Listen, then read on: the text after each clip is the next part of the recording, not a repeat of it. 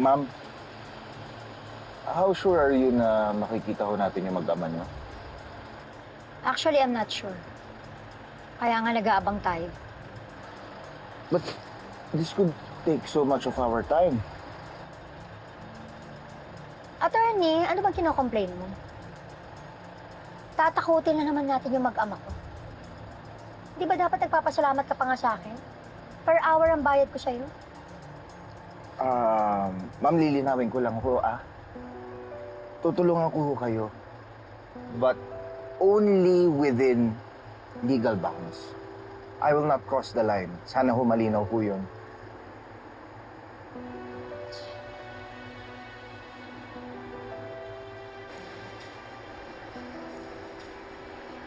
Okay.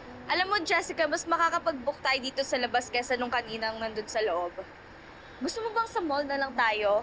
Para makapag-chill naman tayo sa issues? Sorry ate harsh talaga si mommy. Ano ka ba? Okay lang yon. Tingnan mo nga naman ang pagkakataon. Or gusto mo ba mag-milk tea? Kasi merong coffee shop na malapit dito and super sarap ng mga milk teas nila. Sige ate.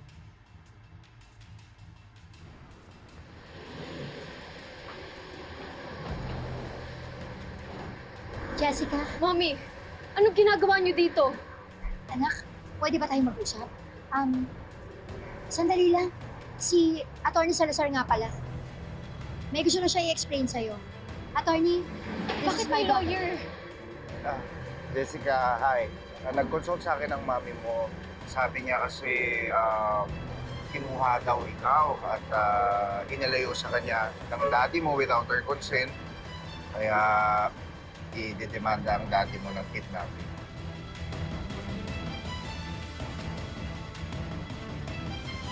What? No, hindi naman po ako kinidnap ni Daddy.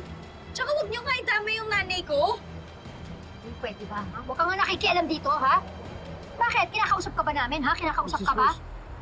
Let's not make a scene. Anak, kakausapin ka lang namin. Siguro mas maganda doon na tayo sa van mag-usap. Ha? Para mas tahimik. Okay lang ba? Sandali lang to, ha? Halika No, na. hindi ako sasama sa inyo. Anak, may ipapaliwanag lang si attorney, ha? Sandali lang naman to, mag-uusap lang tayo para malinaw lang yung lahat. Jessica, huwag ka mag-alala. I will mediate. Jessica.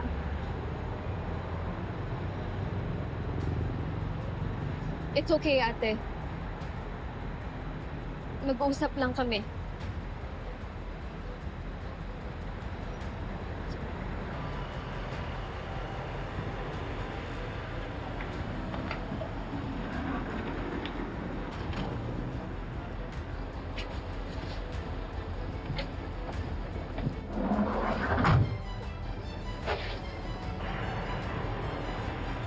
Sa wakas, nakuha rin kita. Mano, paandarin mo na yung van! Sinabi na paandarin mo na yung van, eh! Ano nga, Alice? Akala ko po ba mag-uusap lang tayo, Mom? Shut up! Lock the door! Manong! Huwag ka aalis, ha? Mrs. Cruz! Wala naman ito sa usapan natin. Oh, Mom, let me go! No, no! Kuya, Ano nga po pala, kuya? Kapag daw naiinip ka, pwede ka nang lumabas para makapanood ka ng TV doon. Salamat, Didang. Didang? Ay, Didang. Ate! Manuel, pasensya na ha. Didang, bakit hindi mo inayos yung mga gamit kong dadalhin sa office? Ay, oo nga, nakaligtaan ko. Sige, ayusin ko na po ngayon. Sige. Hello, Colleen? Nay! Nay, si Jessica po, kinuha ng mommy niya. Andito po kami sa gate 2. Ano? Oh, sige, pupunta ako dyan. Bantayan mo yung kapatid mo, ha? Naintindihan mo? Nay, bilisan niyo po, please. Anong nangyari kay Jessica? Si Jessica, kinuha ni Hazel. Teka, sasamahan na kita. Naku, wag na. Wag na. Ako nang bahala. Iuwi ko si Jessica sa'yo. Mag-iingat ka. Salamat. Ate, ingat. Kuya, pagdasal na lang siguro natin na hindi siya makuha ng bruhang yun. Hindi ka talaga sasama sa akin, ha? I won't go with you! Kapag hindi ka sumama sa akin, itutuloy ko ang kaso sa dad mo. Gusto mo bang malaman ko anong parusa sa kidnapping? Attorney, sabihin mo. Reclusion perpetua o life imprisonment. 20 years up to 40 years in jail. Ibig sabihin, habang buhay na makukulong ang tatay mo. Doon na siya tatanda, doon na siya mamamatay. Ano yung ba gusto mo, ha? Makukulong habang buhay ang tatay mo, yung ba gusto mo? Mom! Mom, please don't do this to Dad. Please. Kaya nga sumama ka na sa akin, naintindihan mo. Manong! Paandarin mo na! No! Manong, wag! Manong! Ano ba? Shut up! Kausa ka ba? Dapat kinakampihan mo ako dahil binabayaran kita! Manong! Paandarin mo na yung van! No, please! Ayoko nga magkahiwalay kami ni Daddy. Hindi kayo magkakahiwalay dahil hindi kayo matitiis. Sigurado susundan ka rin niya. Kaya dapat sumama ka na sa akin, anak. Sumama ka na sa akin! Sabi ko, paandarin mo na! Mga katalakaya, talagang patindi ng patindi ang reaksyon ng ating mga viewers. At meron dito, to hell with you, Fatima. Ay, ano ba ito? Iba pa yung ano nyo, ma'am. Felma po, Felma Ruiz ang tama po. Okay, to hell with you, Felma Ruiz. Mang-aagaw ka ng asawa. Yung isa naman, Ay, ito pwede delete na po. Hashtag Felma Landi. Naku, dami po. Ba't ang talaga bilis? yung una ng hashtag Felma Pero isa Landi lang yung po. comment. At meron Hashtag pa. Felma Landi. Naku, ang tindi naman po nito mga katalakera. Hashtag mang-aagaw ng asawa at agawan ng longganisa. Grabe naman po kayo. Well, salamat po sa pakikisawsawa, pero ang titindi po at ang strong words ng mga binibitawan ninyo. At meron pa dito, ang dami, hashtag Felmalandi, oh no. Huh, grabe mga katalak, parang hindi ko na ata ito kinakaya. OMG, ang dami ng bashers. Tsaka yung link ng Facebook Live ni Carla Talakera. May nagpo-flooding! Grabe. Grabe tong kabuti na to. Talagang hindi to titigil eh. And at this moment of time, kailangan po natin ng solo shot sana sa ating guest for today para talagang ibuhos kung ano ang kanyang pinaglalaban. Are you ready, Madam C? Madam C, I'm giving you the moment. Umaasa ako na marirealize din ang mag-ama ko na ako ang pamilya nila at hindi ang Felma na yun. Oh, teka. Ano nangyayari dito? Ha? Ano nangyayari? Mars. Bakit? Kaya ikaw, Felma Landi, get ready dahil hindi pa tayo tapos. Mars, nakakaloka siya. Umaariba na naman tong si Hazel na ito. Talagang hindi kanya titigilan. Lahat ng kasi paninira, ginawa na niya sa'yo. Ngayon, gusto niya i-boycott yung mga products natin. Eh kahit anong delete at i-block ko po, rini-repost pa rin yung link ng live eh. Ang daming followers ng Carla Talakera. Naku, sana na dito si Noah agad yung masosolve to eh. Anggi, i-shutdown mo na lang kaya yung website. Wag. Eh baka lang nang isipin nila na totoo lahat ng sinasabi ng Hazel na yon. Ano, Mars? Wala na lang tayong gagawin? Sinisira ka niya. Sinisira niya yung negosyo mo, Mars. Sinusumpa ko, babawiin ko ang mag-ama. Magkamatayan na tayo pero hindi ako papayag na angkinin mo sila. Ako ang legal na asawa, ako ang tunay na ina. Kaya hindi ako basta susuko.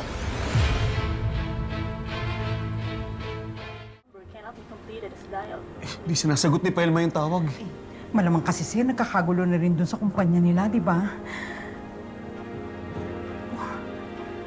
Ang galing kasi tumiming ng bruhang yan. Akalain mo kung kailan wala si Sir Noah, saka pa siya nagpasabog ng ganito. Bakit? Eh kasi Sir Noah, pag may ganitong mga bagay-bagay, kayang-kaya niya to eh. Kagaya nung una, na siniraan niyang bruhang yan yung ate, Felma ko. Naprotektahan niya si ate. Paano ngayon? Wala siya. Kung alam ko lang kung paano po protektahan si Felma, sana ginawa ko na.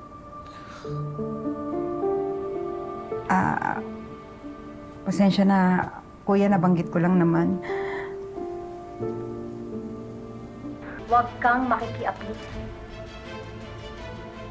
Thou shall not commit adultery. Grabe. Naku po talaga nga, papunta na po talaga tayo sa mga Bible verses. Ay, wait lang. Mga katalak, may kumukontra. Okay, BFF ito ni Felma Ruiz. At ito po yung buong katotohanan. I-click nyo lamang ito bago pa i-block. Pakiclicking na ni sinabit na link. Tapos i-ano nyo, please save it agad ha. Okay, mga katalak, please panoorin nga po natin ito. Hindi ko pwedeng hindi patulan. Hoy! Hazel na tiyanak ka! Tigil-tigilan mo na nga yan, ha? Hindi ikaw ang bida dito na inaapit. Ikaw yung kontrabida! At ikaw, ano ka? Attack dog? Ha? Aso ka ba ni Felma? Bakit di niya mapagtanggol ang sarili niya? Dahil hindi siya katulera. Ako walang breeding, kaya papatulan kita! Okay, sa mga Marites Live viewers, makinig kayo sa akin. Hindi kabit si Felma. Siya na una! You ready? Up! 2, 3, 4, chin up. 6, 7, 8, down. Okay, one more. Up. 1, 2, 3, 4, 5, 6. Hey, friend. Ginagawa mo? Ba't di ka na sumabay? Hindi ako makafocus eh. Kasi ba't hindi tumatawag si Manuel? Hindi ba siya natakot dun sa banta kung magdidemanda ako? As if naman itutuloy mo. Eh, hindi mo nga afford ang abogado eh. Atin lang yun. Siyempre tayo na nakakaalam nun. Binabluff ko nga eh. Na kunwari talagang magdidemanda ako. Gawin mo. Hindi ko tawagan. Don't! Patawag ka na naman. Hintayin mo sila tumawag. Trust me, they will. Ano? Tara na. Uy, ka.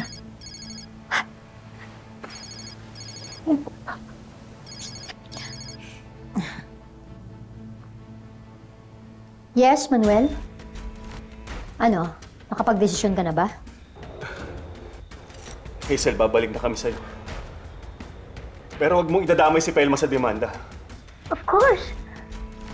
Marunong ako tupad sa usapan. So, kailan tayo magkikita? Kailan ko kayo makikita ni Jessica? Dad, no, please. Huwag po kayong pumayag sa gusto ni Mami. Kasi nakapag-desisyon na ako. Titigilan ni Hazel si Felma pag di tayo bumalik sa kanya. No! If you want to go back to her, kayo na lang po. Hindi ako sasama. Jessica, huwag mo ako sinisigawan, ha? Babalik tayo sa mami mo, sa ayaw mo at sa gusto mo.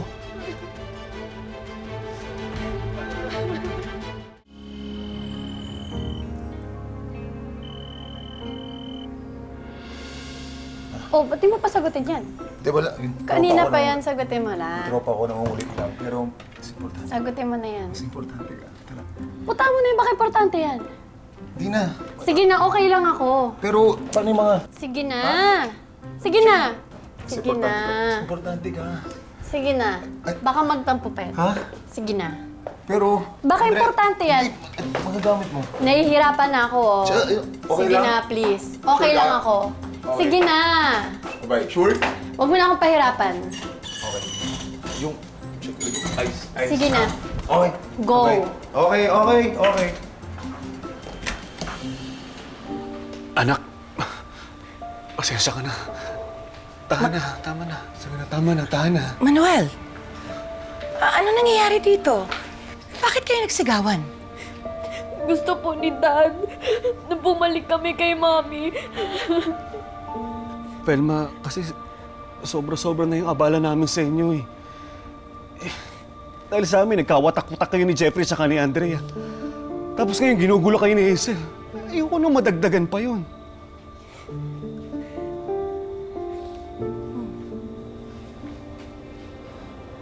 Tahanan, Jessica. Hindi ka babalik sa mami mo. Dito ka lang. Felma, hindi ka titigilan ni Hazel. Seryoso siya. Idadamay ka niya sa demanda. Tay, yan po yung pinag-uusapan namin kanina ni Nanay. May plano po siya. alam niya po kung paano papatigilin si Hazel. Maghapunan muna tayo. At doon natin pag-usapan kung anong dapat natin gawin. Halika na.